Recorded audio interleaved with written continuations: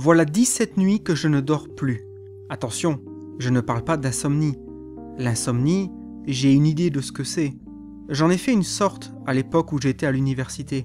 Je dis une sorte parce que je n'ai pas la certitude que les symptômes correspondaient exactement à ce qu'on appelle communément insomnie. Si j'étais allé consulter dans un hôpital, j'aurais sans doute au moins appris si c'était de l'insomnie ou pas. Mais il me semblait inutile d'aller à l'hôpital. Je n'avais aucune raison fondée de croire ça.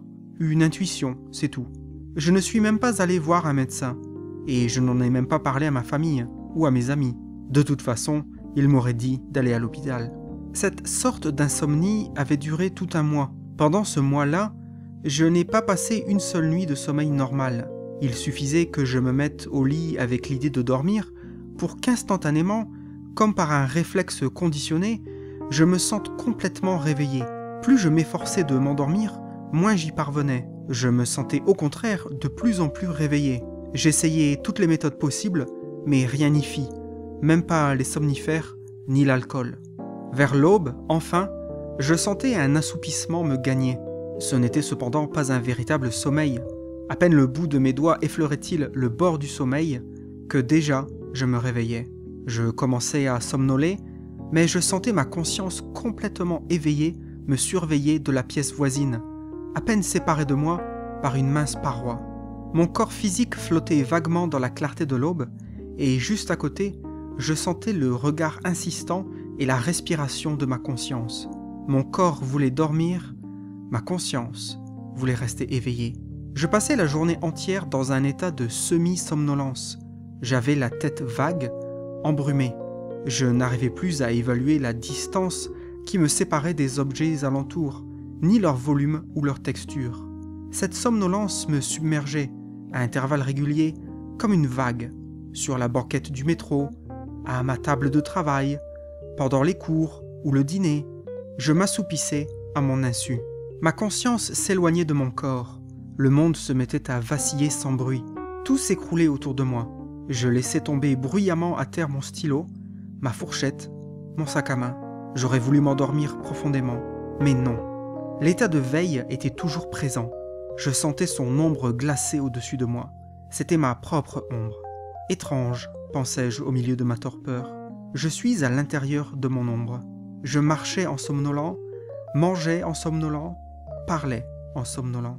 Or, bizarrement, personne de mon entourage ne s'apercevait de l'état limite dans lequel je me trouvais. En un mois, je perdis 6 kilos. Mais ni ma famille, ni mes amis n'y prêtèrent attention. Je vivais en dormant. Oui, je dormais littéralement debout. Mon corps avait perdu toute sensation, tel le cadavre d'un noyé. Tout était émoussé, trouble. Mon existence même, les circonstances de ma vie, n'avaient pas plus de réalité pour moi qu'une hallucination. Je pensais que s'il soufflait un vent assez fort, mon corps serait emporté jusqu'au bout du monde, à l'autre bout de la terre, dans un lieu totalement inconnu de moi, et mon corps resterait à jamais séparé de ma conscience. J'aurais voulu m'agripper solidement à quelque chose pour empêcher ça, mais j'avais beau regarder autour de moi, je ne voyais pas la moindre branche à laquelle me retenir. Et, la nuit venue, je me réveillais complètement. Juste avant de me réveiller ainsi, j'étais vidé de mes forces. Une puissante force me maintenait enfermé dans cet état d'éveil. Cette force était si puissante que je ne pouvais rien faire pour lui résister, sinon rester éveillé jusqu'au matin. Je restais éveillé dans les ténèbres de la nuit. Je n'arrivais même pas à penser. J'entendais mon réveil égrener les heures. Je regardais, immobile, les ténèbres s'approfondir, puis le jour se lever. Un jour, cependant, cela prit fin. Sans le moindre signe précurseur, sans la moindre cause extérieure, cet état cessa brusquement. Un matin, à la table du petit déjeuner, je sentis le sommeil m'envahir comme un évanouissement. Je me levai sans un mot.